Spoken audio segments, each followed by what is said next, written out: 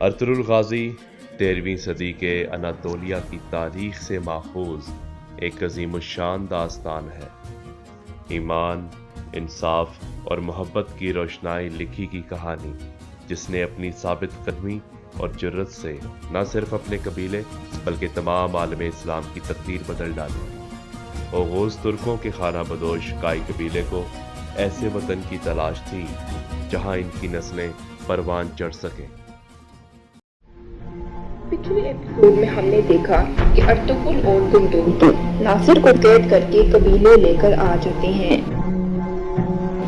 دوسری طرف ارطغرل اور گندوق کو دندار کے زخمی ہونے کی خبر ملتی ہے۔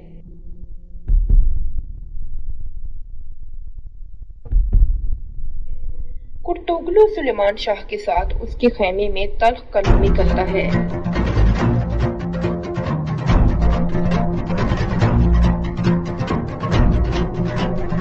اب دیکھیے آگے۔ دوان ارطغرل کے پاس ایک خط لے کر آتا ہے جو اسے ارطغرل نے ترجمہ کروا کر یہ جاننے کے لیے بھیجا ہوتا ہے کہ اس میں کیا لکھا ہے۔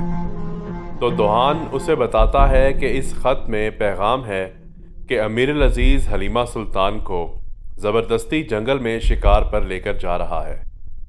یہ سن کر ارطغرل پریشان ہو جاتا ہے اور کہتا ہے کہ ہم حلیمہ سلطان کو بچانے کے لیے جائیں گے۔ ایلانورا چھپ کر ماریو سے ملنے آتی ہے، جہاں سے وہ کبوتر اڑا کر جاسوسوں کو پیغام بھجواتا ہے۔ ایلانورا ماریو سے کہتی ہے کہ آپ نے وعدہ کیا تھا کہ آپ مجھے سب کچھ حقیقت بتائیں گے۔ آپ مجھے بتائیں گے کہ میرے بابا کہاں ہیں، ان کے ساتھ کیا ہوا۔ تو اس پر ماریو کہتا ہے کہ آپ مجھے مجبور نہ کریں، میں استاد اعظم کے ساتھ کوئی دھوکہ نہیں کرنا چاہتا، میں ان کا وفادار ہوں۔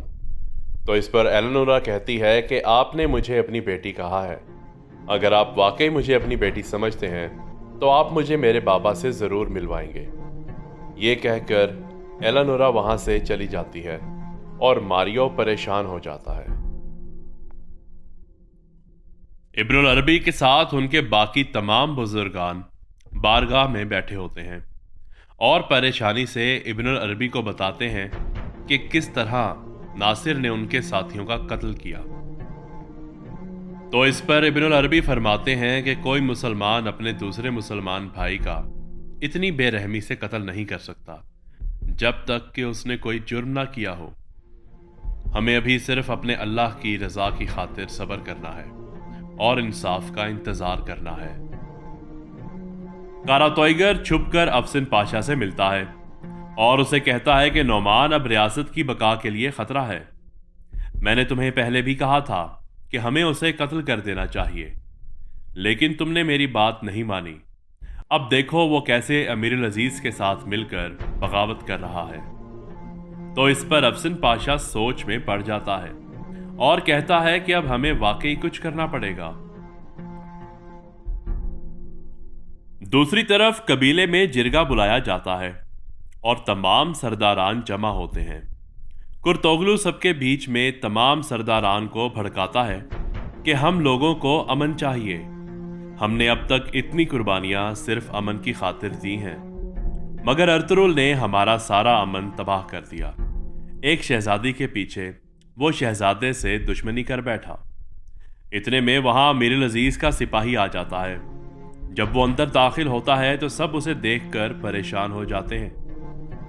آ کر وہ سلیمان شاہ سے کہتا ہے کہ تمہارا وقت ختم ہو گیا ہے، فوراً ارطغرل اور شہاب الدین کو ہمارے حوالے کر دو۔ گندوگدو سپاہی کی یہ بات سن کر وہاں سے چلا جاتا ہے اور تھوڑی دیر کے بعد ناصر کو بندی بنا کر گھسیٹتا ہوا وہاں لے کر آتا ہے اور کہتا ہے کہ اگر تم چاہتے ہو کہ تمہارا وزیر زندہ رہے تو اپنے لشکر کو لے کر یہاں سے دفع ہو جاؤ۔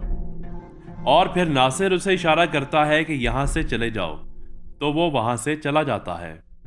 افسن پاشا ایک قاصد کے ذریعے پیغام بھجوا کر شہزادے نعمان کو اپنے پاس ایک خفیہ کمرے میں بلواتا ہے، جہاں شہزادے نعمان سونے کے صندوق کے ساتھ آتے ہیں جس میں بہت سارا سونا ہوتا ہے۔ افسن پاشا پوچھتا ہے کہ یہ سونا کس لیے ہے؟ تو شہزادہ نعمان کہتا ہے کہ یہ سونا میری طرف سے تم قبیلے کے سرداروں میں تقسیم کرو گے تاکہ وہ سب میرا ساتھ دیں۔ تو اس پر افسن پاشا کہتا ہے تو کیا آپ نے واقعی یہ فیصلہ کر لیا ہے کہ آپ بادشاہت کا دعویٰ کریں گے؟ تو شہزادہ نعمان ہاں میں جواب دیتا ہے۔ افسن پاشا ہاتھ میں ایک رسی لے کر شہزادے نعمان کے پاس جاتا ہے اور اسے زمین پر بٹھا کر اس کی گردن میں گھسا کر کہتا ہے کہ ہم ریاست کے باغیوں کو زندہ نہیں چھوڑ سکتے، اور یہ کہہ کر وہ ان کا گلا دبا کر انہیں مار دیتا ہے۔